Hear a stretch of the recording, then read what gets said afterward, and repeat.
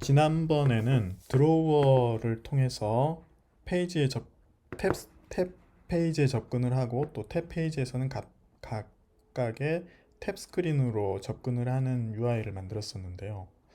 실제로 그 현업에서 앱을 만들다 보면 탭 스크린에 들어가는 화면을 드로워에서 바로 접근할 수가 없어서 불편하다는 얘기들 많이 합니다. 그래서 실제 디자인할 때는 이렇게 탭에서 접근하는 화면을 드로워에서 바로 접근하도록 하는 메뉴를 넣어달라는 요구사항들을 많이 합니다. 실제로는요. 그래서 예를 들어서 드로워에서요, 보드 하면 보드 화면으로 바로 가고, 메모리 하면 메모리 화면으로 바로 가고요. 사진 앱에 대하여 이렇게 어바웃 스크린으로 바로 가는, 그리고 CPU면 CPU 이렇게 바로 가는 이런 요구사항, 이런 내비게이션을 구현해야 될 경우가 많이 있습니다. 그래서 이건 어떻게 하는지 한번 살펴보도록 하겠습니다. 기존의 소스를 마지막에 했던 소스로 돌리기 위해서요, 앱을 스탑하고요. 그 다음에 제가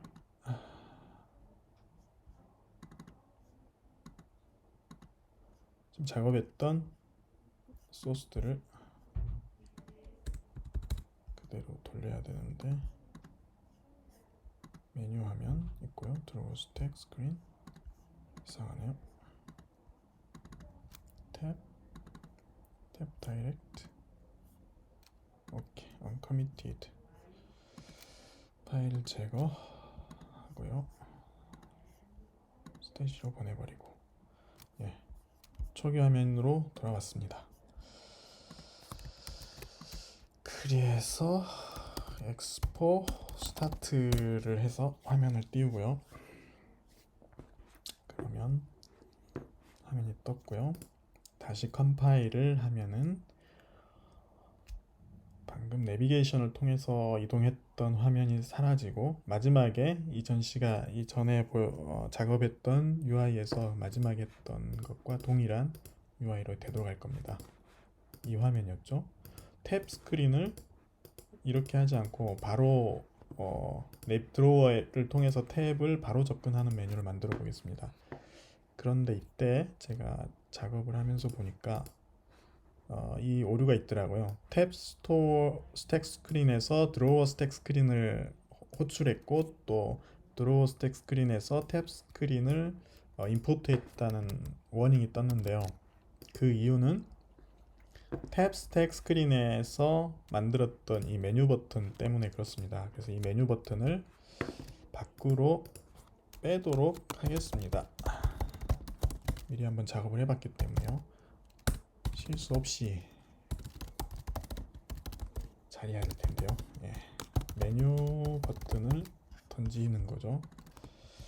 이때 그 디펜던시는 이 두 개가 있더라고요. 그러면 터치어블 오페스티랑 아이콘에 대한 디펜던시를 메뉴 버튼으로 보내고요. 그리고 드로워 스택 스크린에서는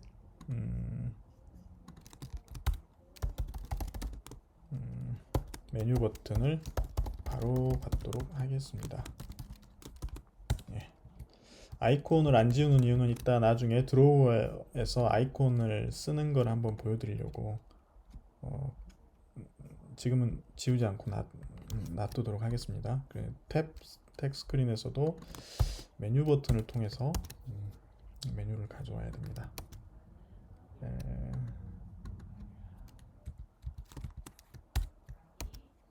메뉴 버튼이 없죠. 그래서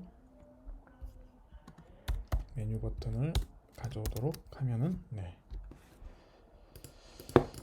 그래서 기존처럼 똑같이 동작을 하죠. 이 내비게이션의 메뉴 버튼의 내비게이션도 밖으로 보냈기 때문에 이렇게 하지 않고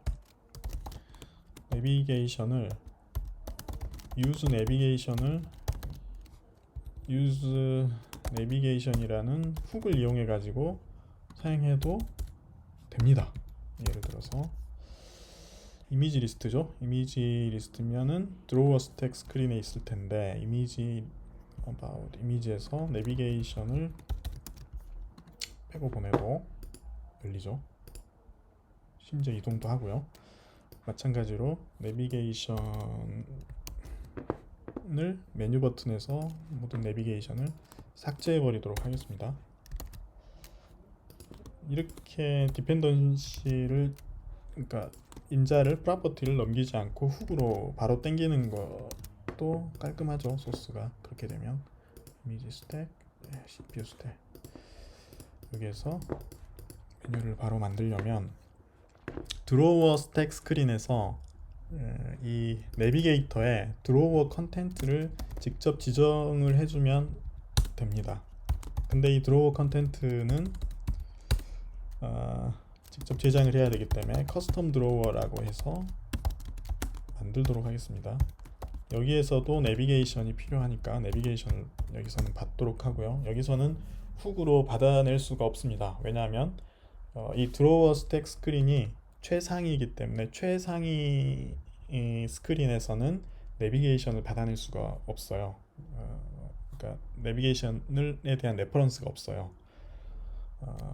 그래서 이 밑에 붙어 있는 그 하위 노드들부터 내비게이션을 받아낼 수 있기 때문에 이쪽에서는 내비게이션을 받도록 하고요. 드로워 컨텐트 스크롤 뷰를 던지면 됩니다. 그래서 여기에서는요 내비게이션을 받아다가 커스텀 드로우에게 내비게이션을 넘겨줘야 합니다. 이렇게요. 뭔가 빠졌죠? 예. 화면을 키웠더니 잘 안 보여요. 이렇게. 그래서 이 커스텀 드로워를 놓게 되면 기존의 스크린들이 스크린에 대한 메뉴들이 드로워에서 사라지게 됩니다. 왜냐하면 이 메뉴들은 드로워 컨텐트를 지정하지 않으면 디폴트 드로워 스크린은 하나씩 1대1로 매핑해서 가게 되는데 커스텀 드로워를 선택을 하게 되면 그것들이 없어지기 때문에요. 그 매핑이 없어지기 때문에 이렇게 빈 껍데기로 남게 됩니다. 그래서 여기서 드로워 아이템을 줄여서요 라벨을 주고 라벨을 주면 하나씩 아이템이 생기게 됩니다. 여기에다가요 CPU라는 라벨을 주고 그리고 on press에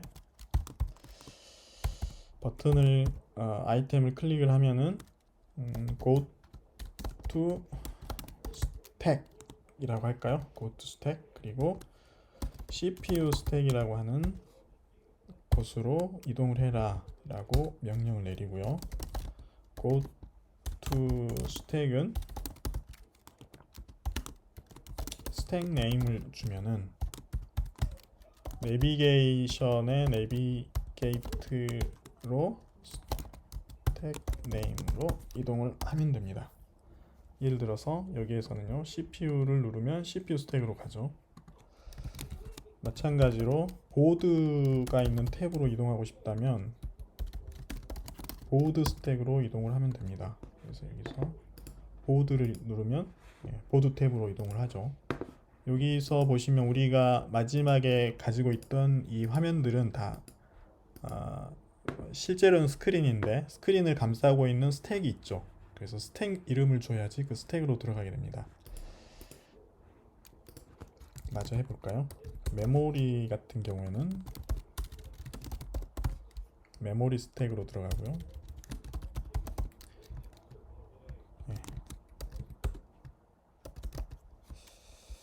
이미지 사진 리스트 할까요? 여기는 이 앱에 대하여 그래서 여기는 이미지 스택과 about 스택도 마찬가지로 스택 이름으로 주면 바로 접근을 할 수 있습니다. 사진 이 앱에 대하여 그리고 메모리 하면 메모리 탭으로 가죠. 보드 하면 보드 탭으로 가고요. CPU 하면 CPU 탭으로 갑니다. 내가 CPU 리스트에서 보드 메모리로 가 있다 하더라도 보드로 갔다가 다시 CPU로 와도 CPU 화면으로 오죠. 그거는 스택에 있는 이 화면이 이렇게 하나만 있기 때문에 스택으로 고토 스택이 같은 화면을 재활용해서 쓰기 때문에 그렇게 됩니다. 여기에 드로우 아이템을 커스텀 드로우 아이템을 쓰게 되면 좋은 점은 여기에 이제 우리가 꾸미고 싶은 것들을 많이 꾸밀 수가 있는데요. 예를 들어서 아이콘을 주고 싶다. 그러면 아이콘을 실제로 예를 들어서요. 홈 아이콘을 주고 싶다. iOS 홈 아이콘요. 그렇게 주면 CPU 옆에 아이콘 아이오닉 아이콘스 아이콘 네임 드로우 아이템 reload color focused 라벨 iOS 홈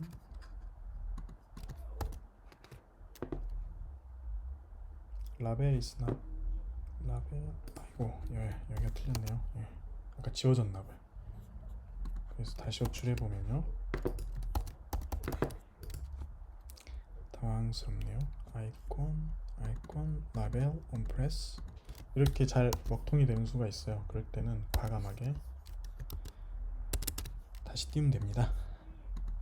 iOS 시뮬레이터를요.